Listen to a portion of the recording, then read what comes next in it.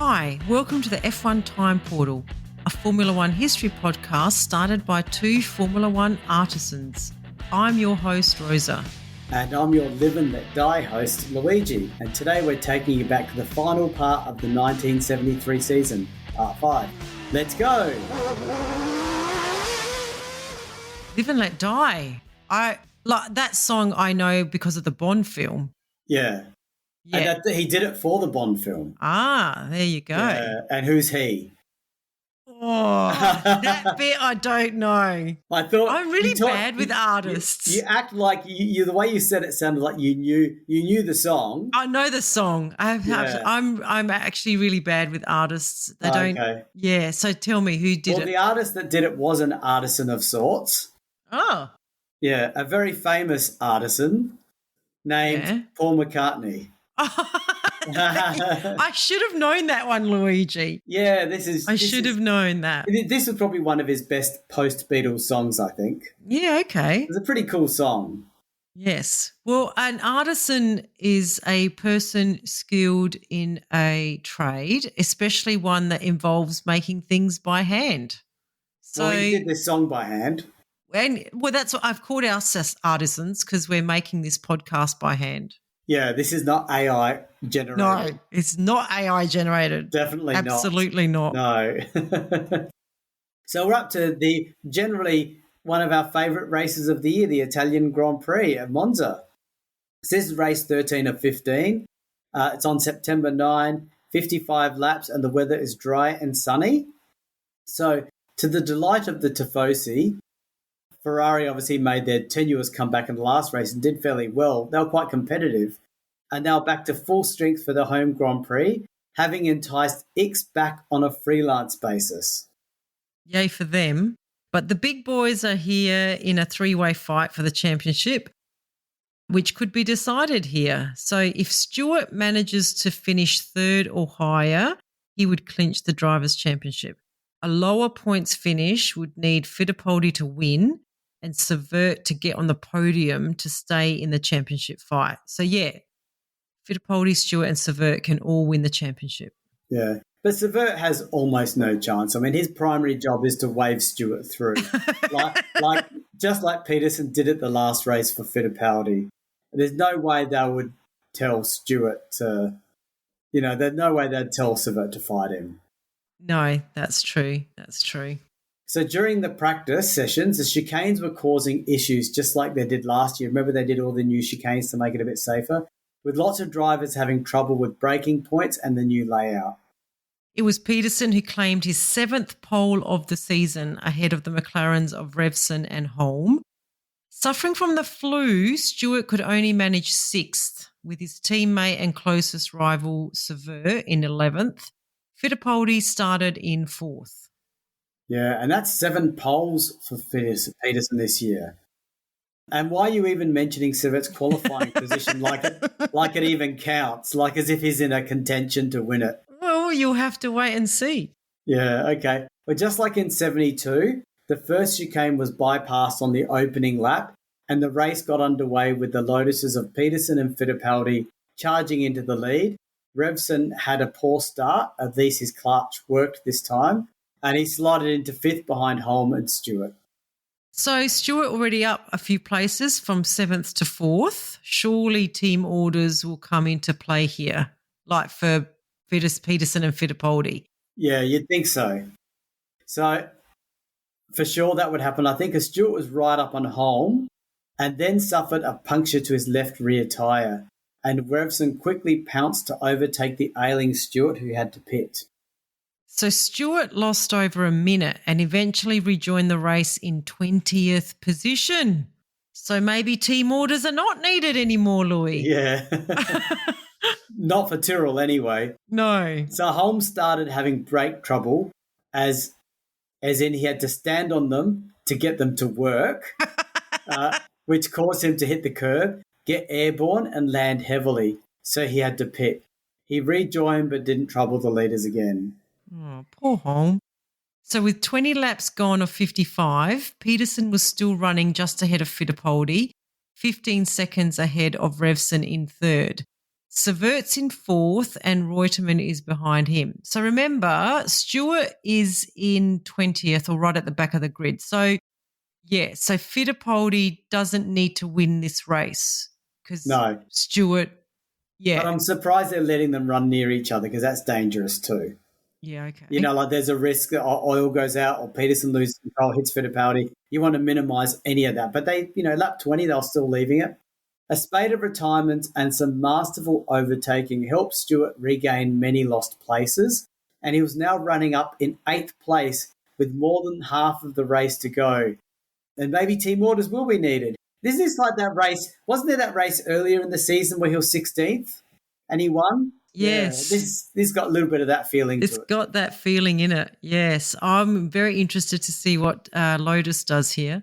So on lap 37, Stewart sailed past Hailwood, who was in 6th, and 5 laps later caught and passed Reutemann to take 5th place. Lotus must be thinking of calling team orders just like they did in Austria, surely. Yeah. Over the next 7 laps, Stewart caught his teammate Severt, who waved him through without hesitation. And now Stewart was up to 4th.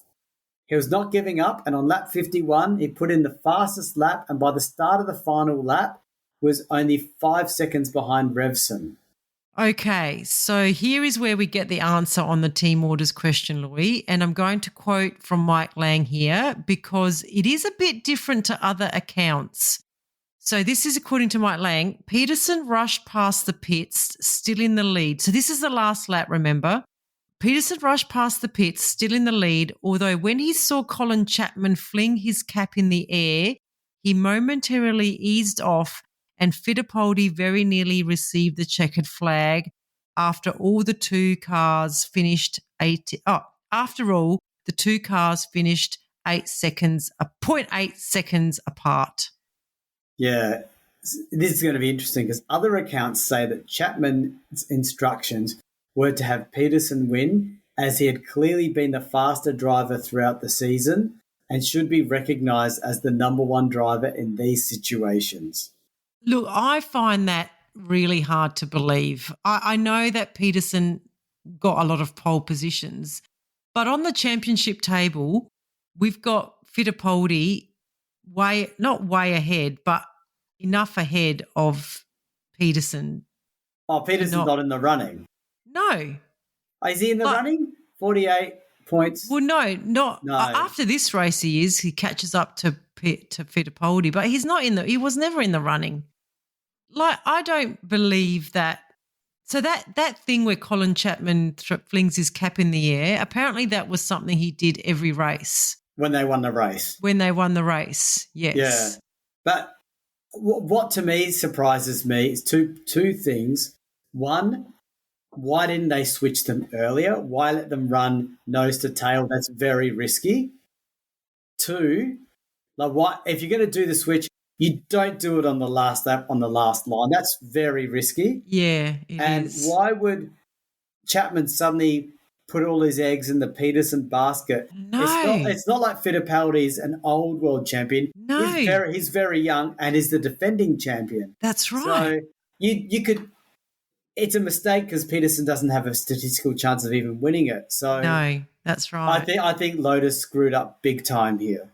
I totally agree. I 100% agree with you there. They should have been much cleverer. I mean, and they could have even sent Peterson back to hold up frickin' Stewart. Or do a little bit of a Bandini on him. Yeah, exactly. So, yes. So Stewart finished 4th and took his 3rd World Championship title after one of his best drives. Yeah, Fittipaldi was furious after this race, and I think he decided then and there to leave Lotus at the end of the year. It's a bit of a mixed messages that Fittipaldi was getting. The previous race, Peterson waved him through, and they waved him through because Fittipaldi had the best chance of winning the championship. So why is it this race they didn't? It makes no sense. I know. If I was Fittipaldi, I'd be furious too. Like, they've just cost him a chance at the championship. Yeah, and although the championship was decided, would it still have been decided anyway in this race if he'd won? I guess Fittipaldi, he would have gained 3 points. Yeah. Yeah, Fittipaldi needed to win to be even close because there's two races left. So there's 18 points on the line. I mean, it would have been tough, but at least he would have had like a mathematical chance of doing it. But now there's no chance. Still just mixed messages and Yeah. Okay. And you look at Ronnie, but so going through the championship standings now, we've got Stewart on 69, Fittipaldi on 48, Severt on 47, and Peterson on 43. So even with that win, he's got no chance. And let's not forget, and Peterson, he retired out of 4 of the first 5 races. He could have won this championship because he had the pace. And he was faster than Fittipaldi. If you had to rank them, you'd have picked Peterson over Fittipaldi this season. You would have, yeah. It is interesting. Although, Peterson did not have a lot of luck in the second half of the season. He kept getting poles, but he didn't convert a lot of them. The constructors, Tyrrell's now in the lead on 80, Lotus is 77, and McLaren is on 46. Okay. So up to the 14th race of the season out of 15, the Canadian Grand Prix at the circuit at Montreal. September 23, 70 laps, and the weather was mild and overcast with a chance of rain during the race. So now that Stewart had won the driver's title, the constructor's title was still to be resolved between Tyrrell and Lotus. So there were a few driver changes for this race. McLaren decided to give their young South African hothead another go. So Schechter's back, and Australian Tim Schenken was back for Williams. Okay. And hothead is a big call. Do you mean young hooligan? Yes, sorry. Young hooligan. Yeah. Sorry. So BRM made a statement that Regazzoni was being rested, but the driver only found out. This is unbelievable. I know. The driver only found out when he arrived at the track and was being replaced by Peter Gethin, who had left the team at the end of the previous year and had not driven an F1 race since. That is huge. And that... Yeah, you go. I was just going to say, that is huge, and the fact that we don't know anything more about it says to me that something happened here that we don't know about, but that's got to be one of the most kind of a big sign to the driver that they're not wanted. Yeah, but he was like their star at the start of the year. Yeah, it just shows how things change dramatically. Yeah. Wow. So there you go. I thought that was a very demeaning way of finding out you'd lost your drive. Not even telling them in advance. I know. Let them be embarrassed in front of the media. Oh, yeah. And Ferrari only brought one car for Mazzario. X out. He's out of the team. Big mistake, X. Just I think that was sliding doors. Yeah, sliding doors. That was an X decision too, I think. Not surprised. Yeah. And that Ferrari was starting to look good.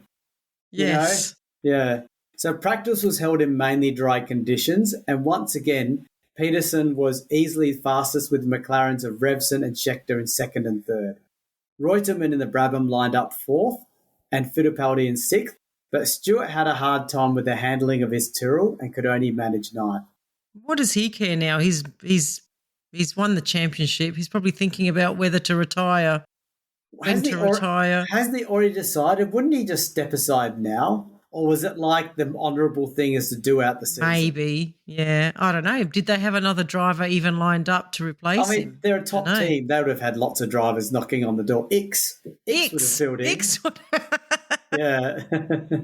So race day on Sunday rained, and the teams needed to decide on their tyres for the day. And all teams decided on full wets except for one, but I don't know who. Yeah, it doesn't say. It's so funny. It just says, it just says all teams except one. So because of the conditions, organisers allowed 3 exploratory laps prior to the start of the race for the drivers to sort of get used to the conditions. And the actual race was delayed by 40 minutes to try to let the weather clear a little bit. So when the Canadian flag fell, both front row cars of Peterson and Revson developed tremendous wheel spin, and while they slipped and slithered around, Scheckter and Reutemann went right up to them. But it was quickly noted that Lauda in the BRM had made the best start of the day, and by the end of the first lap was running in third place behind Peterson and Scheckter and in front of Fittipaldi. That's pretty impressive. And Lauda was on the superior Firestone wets, and he was taking full advantage when on lap 3 he passed both Peterson and Scheckter to take the lead. And those guys are not easy to pass. No. And they're like what I would call the young guns Yes. of the season. Of the grid, yes. So once he was in the lead, and as we say all the time, like a real champion, he started to pull away at a ridiculous 4 seconds per lap in wet conditions. He's definitely putting a message out to everyone, isn't he? And this is where things start to get chaotic, and it affects the results of this race massively. The track was drying, and the whole grid started to lose positions as their tyres deteriorated. Yeah, there was a lot of shuffling, but by lap 15, Lauda was leading by over 20 seconds, Fittipaldi second and Peterson third. Pache had made his way through the field to be fourth, and Oliver in the shadow, to be fourth, and Oliver and in the shadow, and Scheckter was, so Oliver fifth, and Scheckter, I think, who was now in sixth. Yeah, from what I can make out. It was a bit confusing. Yeah. So spins were not surprising because spins were now happening everywhere on the slippery track. And on lap 17, Peterson had a massive oversteer and a puncture and went over the curb and hit the guardrail, breaking his suspension and forcing him to retire. On lap 20, with a lead of only 8 seconds, Lauda went into the pits to put on intermediate tyres and rejoined in 8th place behind Fittipaldi, Oliver in the shadow, Severt, Scheckter in the McLaren, Stewart, Ganley in the Williams, and Reutemann in the Brabham. So a few new names. New names there, yeah. So pit stops at this time were unusual. Formula One had only recently switched to slick tyres, but the drying conditions required stops mid-race, and the small pit lane at Mosport became busy with a number of drivers heading into the pit lane only to have to drive through as there was no room for them to be serviced. That made me wonder, did the teams have their own dedicated space for pits? Yeah, I don't know. Or was it like a central area, like 5 at a time out of the 10 teams? They must you get have what had I mean? I still think they must have had their own areas with their own mechanics. Like, I don't know. You might be right. But then the mechanics would have to move to the car. But I guess pit stops I think weren't that's what fast. they did. Yeah, they're like 30 plus seconds. So, yeah. So Ganley, who was in the Williams, realised the problem and waited until his teammate Tim Schenken, also in the Williams. So they were using an ISO car, but made his stop, making him, so that meant Ganley was one of the last people to stop. So this caused massive confusion among the lap recorders, with some believing the leader to be Ganley and others, including Team Lotus manager Colin Chapman, believing it to be Fittipaldi. So this is funny because it's just because Ganley didn't pit that he looks like he's in the lead. In the lead. He is actually but in the lead. But he's technically in the lead. But on old tyres. Yes. Yeah.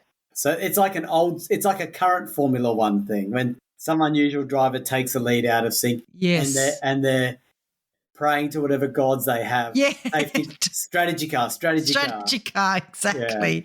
So things got worse on lap 33 when, having already changed into dries a few laps earlier, Scheckter and Severt were together again and collided, sending them both into the guardrail.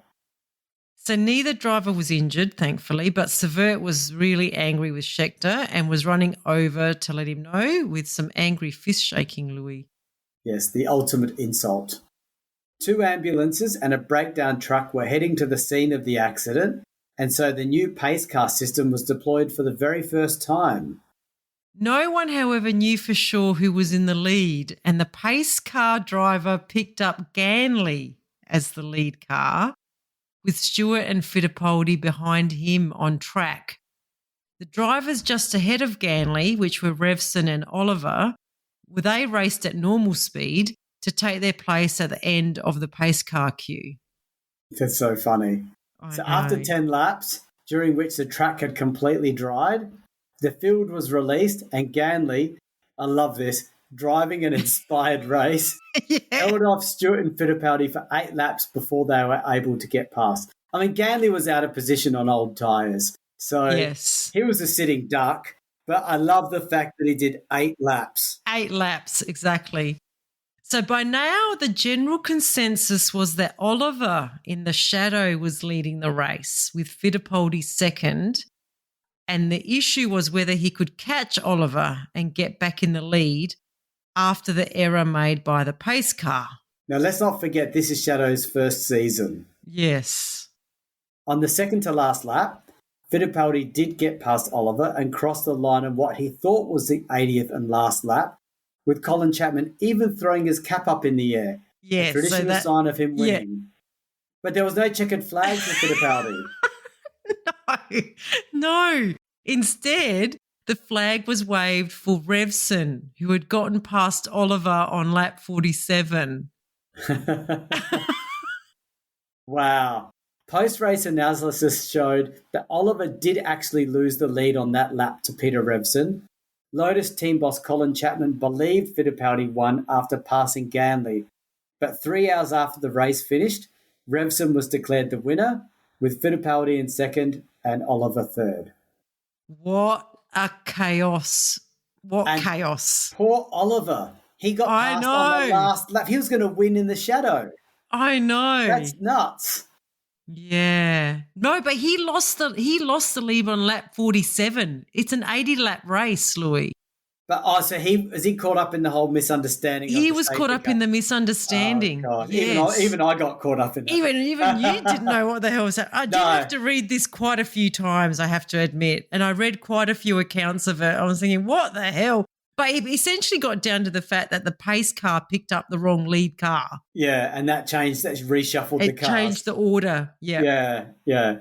Which has happened in recent times too, but let's not go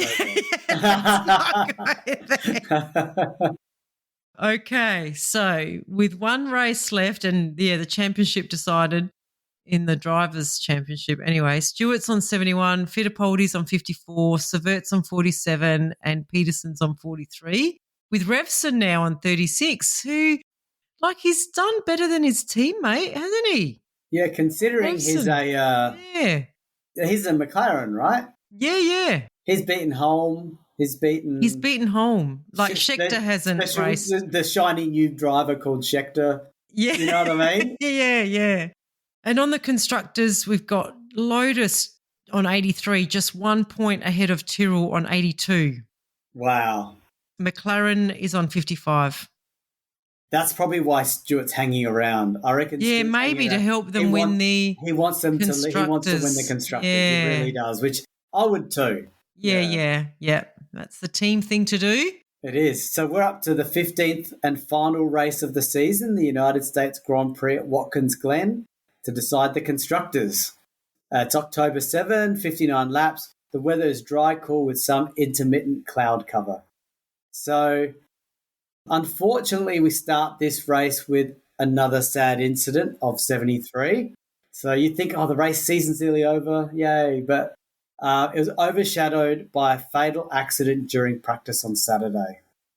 So during the final minutes of the morning sessions, Severt crashed violently in the uphill S's, heading onto the back of the circuit between turns 3 and 4. Fighting the car as he went up the hill, Severt ran too high on the curbs and slid into the right-hand guardrail. The car then lashed sideways across the track and struck the Armco on the left side of the track at 150 miles per hour at almost a 90-degree angle. Yeah. So the nose of the car submarined into the ground, causing the car to flip upwards and over the barrier, which ripped off the front of the car, which landed into the middle of the track while the rear of the car came to rest upside down on top of the Armco. Wow, so the car actually split in two, Louis. Yeah, pretty full on. So Jody Schechter's McLaren was close behind and he stopped and rushed over to help Severt out of the car. But when the front of the car had been ripped off, Severt had been exposed to making direct physical contact with the barrier and had died instantly. So Savert died at the track where he had taken his only Grand Prix win. It was a horrendous accident. This is a quote from Stewart. It was a horrendous accident which took the life of a wonderfully charming, personable, handsome young man who was a tremendous friend to both Helen and me, Stewart said. Helen's Stewart's wife. So Stewart, as we said, had already won his third World Drivers' Championship when they came here. And as we've also said, he wanted this to be his final Grand Prix. He said later that he had decided in April that he would retire at the end of the season, win or lose. So, and again, I'm going to quote from Stewart. Watkins Glen was going to be my last race in a Formula One car. Francois Savert was going to be number one in the team for 1974, although he never knew it. Ken Tyrrell and I had kept it a secret that I was going to retire after that race. In fact, not even my wife Helen, who was with me that weekend, knew my plans. Isn't that amazing? He even kept that secret. So we thought we'd give Savert a bit of an obituary. He was 29. He was a French racing car driver. He competed in Formula One from 69 to 73. He had 47 race starts. He won the 1971 US Grand Prix with Tyrrell, and many felt that he did have championship potential. He showed signs of it a little bit. I mean, he was a strong driver, but I felt like it was more of he wasn't an A grade driver. I thought it was more like a B plus. Okay. Well, probably with significant potential for growth perhaps, but we'll never know now. I didn't watch this on YouTube. Did you watch this one? I don't think there was very good footage. It was more like after the event footage. Okay. But I didn't go to any great effort to look it up. I didn't feel the need to. You know? Because it was practice as well. I don't know that it would. They may have not had footage of it. Yeah. So when qualifying resumed, Peterson's time from the morning session stood up for his 9th pole of the year. That's 9 out of 15. The Tyrrells of Stewart and Chris Amon, I don't think that means there's not Tyrrells of, but this Tyrrell of Stewart and Chris Amon had earned the 5th and 12th spots on the team. It is. Chris Amon was brought in to drive for... to be a third driver. Yeah. So they finished, they got 5th and 12th spots on the grid. But they withdrew in tribute to Savert, and Stewart announced his retirement a week later after 99 races and what was a record 27 Grand Prix wins, which would stand for 14 years. Yeah, so he never made it to 100 races either. No. This would have been his 100th race. And many teams tried many times to bring him back to Formula One. Yeah, okay. And he kept saying no. So by taking that 1 point lead after the Canadian Grand Prix, Lotus automatically won the Constructors' title. Yeah, that's huge, isn't it? So on Sunday, a large crowd turned out on a cool, overcast day for the race. And on the grid in 7th spot, home favourite Peter Revson felt his car creeping forward as the flag was raised. Rather than hold it with the brakes, he took it out of gear just as the flag dropped and was unable to take off. He waved his arms in the air and waited for the field to roar past, and then he set off in last place. That's not a great start for the home race. Very bad start. Why would you take it out of gear? We've got a lot of detail on this, didn't we? Yeah, we did. Yeah. I don't know why. It's weird. So it's very strange. The front runners got away well, and at the end of the first lap, Peterson led Reutemann, Hunt, Fittipaldi, Hailwood and Scheckter. And on lap 4, Hunt passed Reutemann for second and began his chase of Peterson's Lotus. To the surprise of everyone as the race progressed, Hunt was able to stay around 1 second behind Peterson. Remember, this Hesketh is not meant to be a front-running car. No. And Peterson is in a front-running car. Occasionally the gap would slightly widen, but again and again the extreme straight-line speed of the Hesketh was a march, would close it up again. Yeah, Reutemann kept pace as well, 2 or 3 seconds behind Hunt until he lost 9 seconds attempting to lap Graham Hill. From then on, he ran a lonely race to a third-place finish. There we have it. Graham Hill was talked about like this. This is how Graham Hill is being talked about. I know. Sad. I don't even want to look where he qualified or how No, much neither behind he do was, I. because that Belgian Grand Prix where he was 2 seconds behind, that was Yes. like Yeah, obvious. that was sad. Yes. So Revson, meanwhile, was rocketing through the field from his last place start. And at the midway point, he had gone from 23rd to 7th. Pretty good. He took 6th from Emerson on lap 40 when the Brazilian pitted to replace his front tyres that were flat spotted when he had to avoid a spinning Scheckter. Of course, that was mentioned. Yeah, so that's more ammunition for the Scheckter haters. Yeah, so Mike Lang wrote avoid a spinning Scheckter. So, yeah, look, I don't know. I think the way that he was worded, that is to simply to imply spinning by himself, not another party. But Yeah, I don't know. That's what that sounds like to me. It's a kick in the guts while he's down. It is, yeah. So for the last 15 laps, Hunt continued to follow Peterson between 0.7 and 1.4 seconds behind. He pulled alongside at one point but couldn't finish the pass. So Hunt decided to bide his time until the final 10 laps, then make a bid to pass Peterson.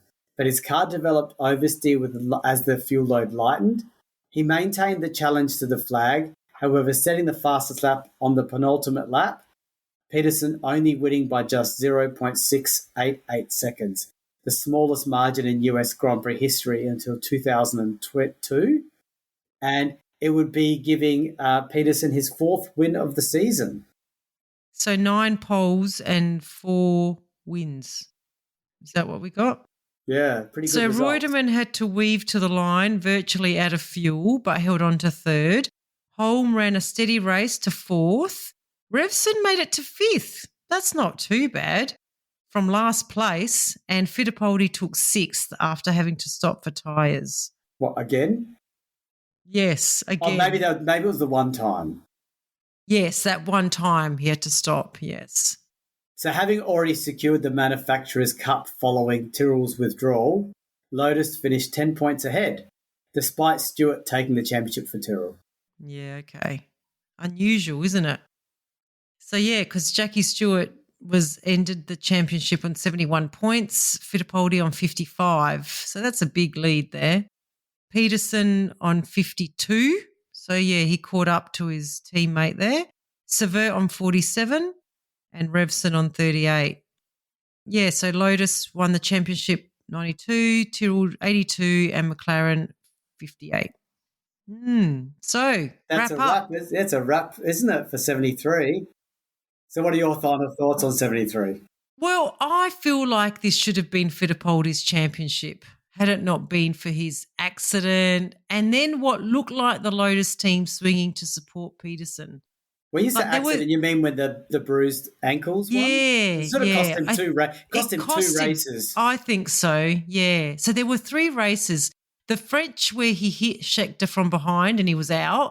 The British where his transmission failure while running second in the restart and he didn't finish. And the Dutch where the injury to his ankles and then he had another retirement in Austria. So, I just think those 4 retirements kind of really derailed his championship push. And it stuffed up his season big time. Yeah, I agree. I also felt like he was a little bit lucky through the season too. Like when he did win, he had people retiring here and there. Like he won fair and square a couple of times, but yeah, I sort of didn't. I hear what you're saying about the misses, but I think he also was a little on the lucky side too. But yeah, and look, I haven't even included the weird strategy decision by Lotus to not support him. I don't know. I think a lot of drivers were lucky here because there were a lot of retirements and accidents and flat tires, a lot of punctures this time. And the sad thing of that with Fittipaldi, and this was a weird year for him because he won 3 of the first 4 races. Yes. And he didn't win any other races for the rest of the year. So it's right. Like things just fell away, went away. It's just like he should have had this in the bag. If any driver wins 3 of the first 4 races, I'd say it's only once or twice in history that person hasn't gone on to win. Yeah, exactly. So how it Yeah. just went off the rails. No, that's why I said it should have been his championship. Ix and Ferrari, what a shambles. Both of them messed up that whole thing. Ix walking away and Ferrari not trying harder to keep their good driver. I don't know. But yeah, very strong season by Stewart again. I think he was really on a mission to try and win this championship. It ended on a very sad note for him with his teammate. But like how old is Stewart in this year, Louis? And like I how old think was he when he's not that old. He's young. No, yeah. So I I'll wonder. look it up while you keep talking. Look, I think the deaths of Rindt, who was one of his best mates as well, and then Sever have really took the wind out of him and his love of Formula One, I guess, because I wonder how many more championships he could have won if he continued racing. I think he definitely would have won 74. He was 34. Yeah, okay. So he still had a few good years at him. yeah, I would have thought so. It is funny because when I reflect on Stewart, and look, I have learned a lot more detail about him. I know you knew about him a lot more than I did. But it's funny, I don't know, he still isn't mentioned as much as Clark is in like the greatest of all time lists. I wonder if it's and you know and yet why? he broke Clark's records, you know? Yeah. I just wonder why. It comes down to, I think, it's a bit like how more people look up to Senna than Prost, and that's because they died at their peak and Clark died at his peak. Whereas Stewart left alive, Prost left alive. Do you reckon? I reckon that's part of it. Like Stewart should have been. Maybe because Stewart was not endearing because of his safety stuff too. People didn't like that. But I think if Clark hadn't died, we all know Clark would have won many other championships. Yes. I don't know. I think the dying is part of it. You died at your peak. There's an uncertainty. Yeah, there is. And you do become kind of immortalized and glamorized a bit. But having said that, I agree with you. Stewart isn't in most people's top positions. No, he's not. Regardless of that. Like you think of other drivers that are up. Yeah. That's right. Regardless of that, he does not feature as much into the greatest of all time lists that people talk about, and arguably there's a lot of people in those lists and you can make up, but he's not up there as much. Yeah, and he's a triple champion. And he's a triple champion. There's about 2 or 3 triple champions that are future related. Yeah. That don't get the adulation. No. Or the credit. Like I've even heard, I don't want to name the driver, but there's a driver that's a triple champion and most people rank him about 11th to 15th. Yeah. And it's like, really? Yeah. But then when I look at it, I go, yeah, the people in front of him, I get it. Yeah. And I think it comes down to when it's one driver that has sort of dominated in one car. Yes. Yeah. Like for those in recent era, we're talking 2010s to 2013 when Sebastian Vettel dominated. Yeah, Vettel, yes. He won 4 championships in a row. Yes, I know. But you won't hear people putting his name at number 1. Not a lot of people do. I don't know. Also, I think maybe Clark also got a little bit of a leg up because of the era he drove in. Whereas the danger of it. Yeah, and I think in Stewart's era there was a lot more drivers that challenged for wins, whereas in Clark's era there wasn't as many. Like it was pretty much Clark and maybe Hill. Yeah, whereas there were a lot more battles. Whereas here, in this era, he had Rindt, he had Peterson, he had Fittipaldi. There was a lot more competition. You know what I mean? And you had like in the top 6, 5 different marks. Yes, exactly. You didn't get that in the 60s as much. No. That's more so maybe he was thing. A bit of a victim of the era in which he drove. Yeah, maybe. Yeah. Anyway, so they're my comments. Yeah. And my comments, I was sort of saying them during yours, to be honest. Yeah, okay. I'm trying to think of anything else that's different. I just want to acknowledge that Stewart did have a strong season. He did get 5 wins. Yeah. And he only had 1 retirement, which is, the one he didn't start. Yeah. So I remember this is a bit of a sad season, though, because I remember Savert dying and I remember the Williamson. I didn't remember Williamson as a driver, but I remembered the incident. And that's pretty that incident alone is what made them introduce the safety car. So I'm gracious for that. And yeah, nothing else to really say. I'm acknowledging Peterson earning 9 poles. That's pretty special. 9 out of 15 is pretty special.